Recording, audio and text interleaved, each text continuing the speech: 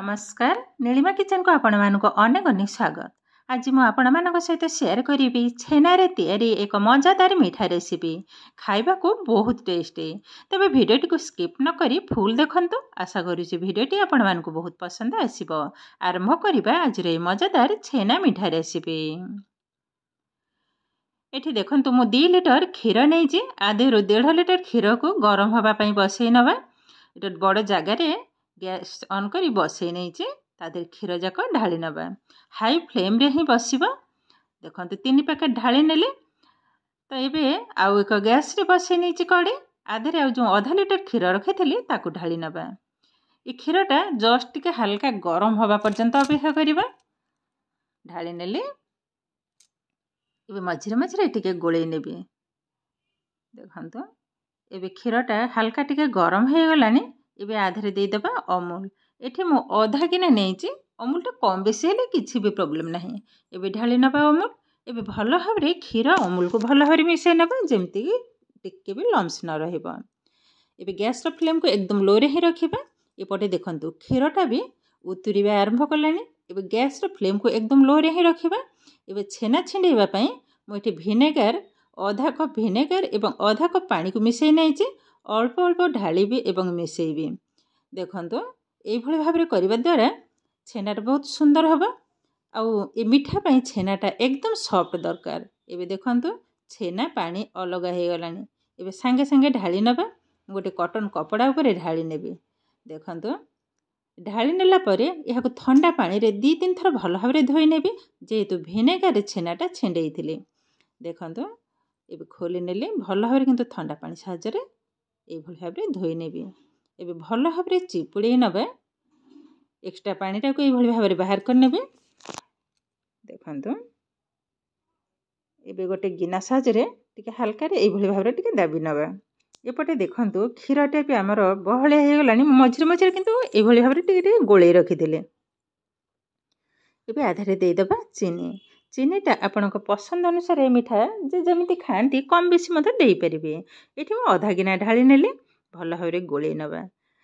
एबे देखंतु छेनाटा म बाहर कर नै गोटे थाली को।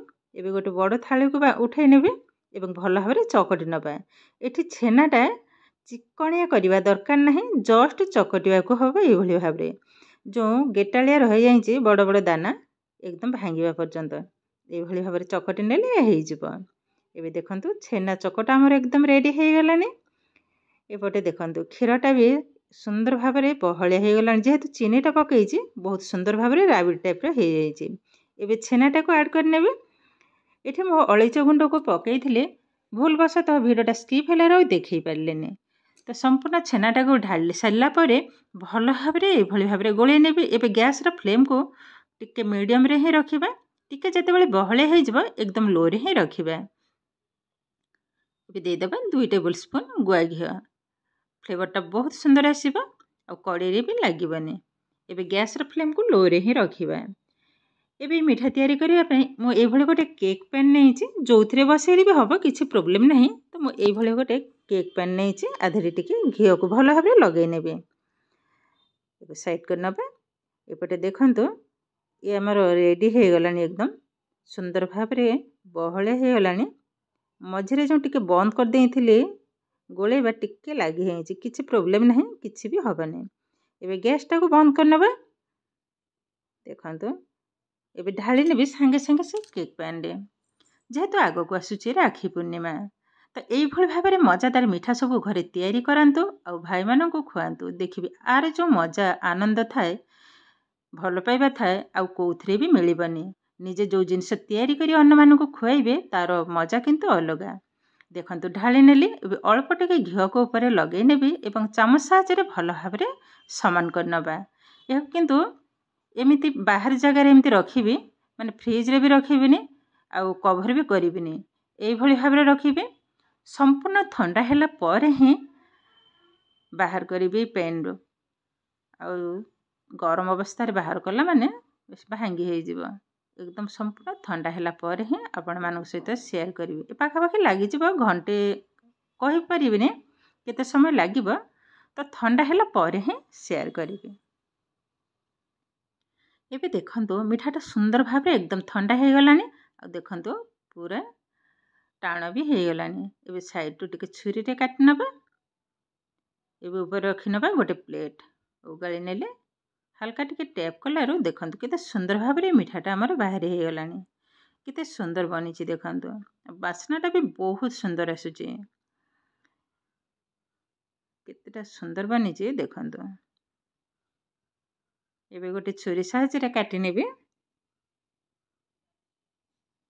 ଦେଖନ୍ତୁ ମୁଁ ଚୌକା ଚୌକା ବା ଚାରିକଣିଆ ଟାଇପ୍ରେ ହିଁ କାଟି ନେଉଛି। ଏଠି ଆପଣଙ୍କ ପସନ୍ଦ ଅନୁସାରେ କାଟିବେ। ମିଠାଟା ଦେଖନ୍ତୁ କେତେଟା ସୁନ୍ଦର ବନିଛି ଆଉ ବହୁତ ସଫ୍ଟ ମିଠା, ଖାଇବାକୁ କିନ୍ତୁ ବହୁତ ଟେଷ୍ଟି। ଦେଖନ୍ତୁ କେତେଟା ସୁନ୍ଦର ବନିଛି। ତ କିନ୍ତୁ ଆମର ପ୍ରସ୍ତୁତ ହୋଇଗଲା ଆଜିର ଛେନାରେ ତିଆରି ମିଠା ରେସିପି। ଆଜିର ଭିଡ଼ିଓଟି ଆପଣମାନଙ୍କୁ କେମିତି ଲାଗିଲା କମେଣ୍ଟ କରିବାକୁ ଜମା ବି ଭୁଲିବେନି। ଆଉ ଯଦି ଭିଡ଼ିଓଟି ଭଲ ଲାଗେ ଲାଇକ୍ କରିବେ, ସେୟାର କରିବେ, ସବସ୍କ୍ରାଇବ୍ କରିବେ। ଏମିତି ଆହୁରି ନୂଆ ନୂଆ ଭିଡ଼ିଓର ନୋଟିଫିକେସନ୍ ପାଇବା ପାଇଁ ପାଖରେ ଥିବା ବେଲ୍ ଆଇକନ୍କୁ କ୍ଲିକ୍ କରିବେ। ଫେସବୁକ୍ ପେଜ୍ରେ ଦେଖୁଥିଲେ ପେଜ୍ଟିକୁ ନିଶ୍ଚୟ ଫଲୋ କରିବେ। ତାହେଲେ ଆଜି ପାଇଁ ରହୁଛି, ପୁଣି ଦେଖାହେବ ଆଉ ଏକ ନୂଆ ଭିଡ଼ିଓରେ। ନମସ୍କାର।